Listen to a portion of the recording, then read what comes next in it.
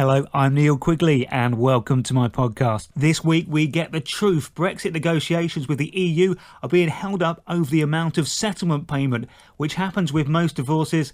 Then once the money is sorted, next we'll have to divide up the CD collection. You know European politics is in trouble when the German parliament can't get themselves together. Politicians, like supermarket food, have a certain shelf life, and it looks like Angela Merkel is past her sell-by date. The biggest tragedy from this is we could lose Tracy Ullman's brilliant impression of her. The UK is apparently now prepared to pay more for Brexit. It sounds a bit like to me when you have a terrible act at an event and you decide to pay them off early. Here you go, here's your money, now just go home and leave us alone. It was, of course, the budget this week, and I still wish that one year they would be pictured leaving number 11 with that big red suitcase, then get it out just before their speech and take out some sandwiches to eat and then produce a big cake before slicing it up to show how much money is going where, like a pie chart. I mean, you could even use a pie. Then we get Paul Hollywood and Mary Berry to judge it, and we could have a big new TV hit on our hands. The Great British Rip-Off.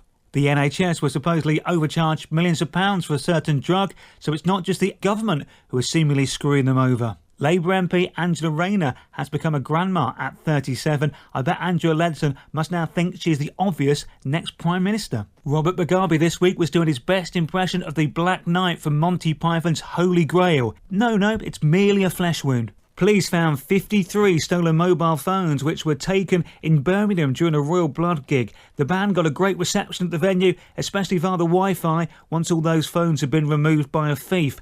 Police are asking people who lost a phone to get in contact, which I think is just cruel. The Queen and Duke of Edinburgh celebrated 70 years of marriage this week, which is a great achievement for a celebrity couple always in the spotlight.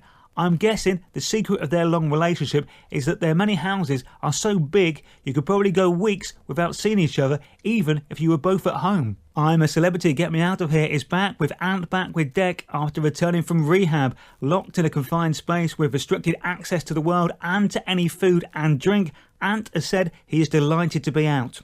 Victoria Beckham has confirmed she will not be involved in any Spice Girls reunion, which, to steal an old Only Fools and Horses joke, is like when Rodney decides to leave the family business. Adele says to someone that he will miss Rodney like George Michael misses Andrew Ridgeley. A new character is joining the Mr. Men and Little Miss series. A female engineer, Little Miss Inventor, has been created as a positive role model for girls. Its author and illustrator Adam Hargreaves said she'll be the 36th Little Miss character and joins the likes of Little Miss Sunshine and Little Miss Magic. I mean, why not? It would seem like Mr. Tickle has been quite the role model for boys in the past. Here's some advice on avoiding fake news on social media. Treat every day like it's April Fool's Day and presume everything you read is a joke, especially if it seems like it's been translated from Russian. And in case proof of this theory was needed, fatty acids released into the air from cooking may contribute to the formation of clouds that cool the climate,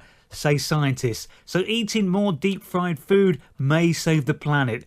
On this basis, the ozone layer over Scotland should be fully repaired by now. An Australian school has had to apologise and cover up a new religious statue there after the innocent gesture of a saint giving some food to a boy due to the location of the loaf and where the boy's standing means it looks like he's offering him a whole lot more than just his daily bread.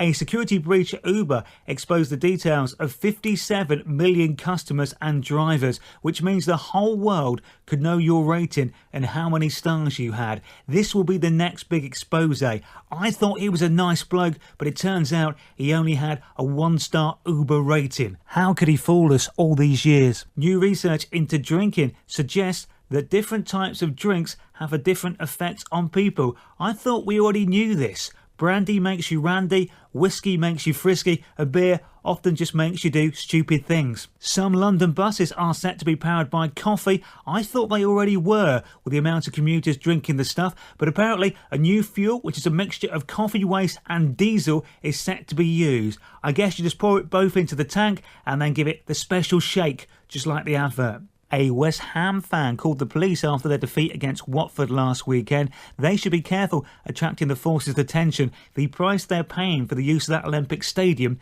is daylight robbery. Camelot are looking at bringing out a new lotto game where you could win £10,000 a month for the rest of your life.